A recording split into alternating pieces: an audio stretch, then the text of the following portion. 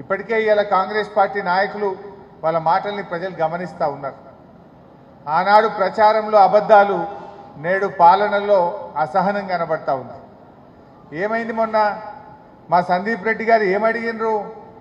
రైతు బంధు ఇంకా పడలేదు, నాట్లయిపోయినాయి, ఎరువు బస్తాలకు కూడా డబ్బులు అందే పరిస్థితి లేదు, గా రైతు బంధు ఎప్పుడు ఇస్తారు అని జడ్పీ చైర్మన్గా సందీప్ రెడ్డి గారు ఒక బాధ్యతాయుతమైన పదవిలో ఉండి అడిగినాడు. ఆయన ఏం మాట్లాడిండు? ఇవాళ ఆయన మాటలు ఎవరన్నా హర్షిస్తారా? పోలీసులను పెట్టి సందీప్ రెడ్డి గారిని పంపించాల్సిన పరిస్థితి అంటే అహంకారం, అధికారం ఉందనేటువంటి అహంకారం వాళ్ళలో కనబడతా ఉంది. ఏం మాట్లాడతాడు వెంకటరెడ్డి గారు? BRS party 39 ముక్కలైందంటాడు.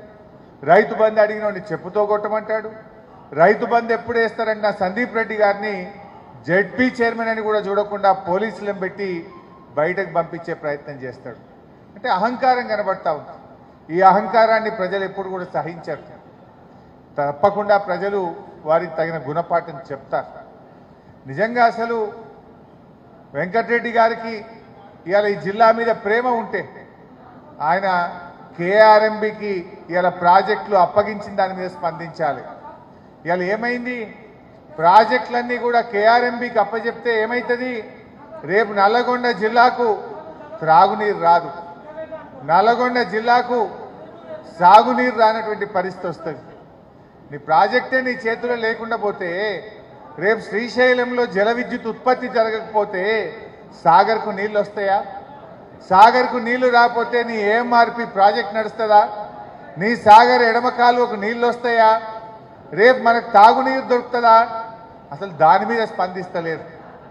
2021లో నిర్ణయం తీసుకున్న బీఆర్ఎస్ ప్రభుత్వం నాడు కేఆర్ఎంబికి ప్రాజెక్టులు అప్పజెప్పలేదు. కానీ మీరు పైకేమో మేము అప్పజెప్పమన్నారు, లోపలనేమో సంతకాలు పెట్టి వస్తున్నారు. ఇవాళ నిన్న కేఆర్ఎంబికి ప్రాజెక్టులు అప్పజెప్పిందంటే ఇది నల్లగొండ జిల్లా ప్రజలకు తీరని ద్రోహం జరుగుతూ ఉంది. ఈరోజు ఆనాడు వెంకటరెడ్డి గారు మంత్రిగా ఉన్నప్పుడు నల్లగొండను ముంచిండ్రు, పులిచింతల గట్టి ఆంధ్రాకు నీళ్ళు ఇచ్చే పని చేసిండ్రు. ఇవాళ మీరు జిల్లాలో 2 మంత్రులున్నా మళ్ళీ ఇవాళ ప్రాజెక్టులు కేఆర్ఎంబికి అప్పజెప్తే ఈ జిల్లా ప్రజలకు తీవ్రమైనటువంటి నష్టం జరిగేటువంటి పరిస్థితి ఉన్నది. దాని మీద స్పందించండి, ప్రజల ప్రయోజనాలు కాపాడండి. అధికారం ఉంది కదా అని ఇవాళ పోలీసులను వాడుకొని మా కార్యకర్తల మీద కేసులు పెట్టడమో, మా ప్రజాప్రతినిధులను బెదిరించడమో, మా పార్టీ నాయకులను నీ పార్టీలో చేర్చుకోవడం గొప్పతనం కాదు. ప్రజలు అన్ని విషయాలు కూడా గమనిస్తుంటారు.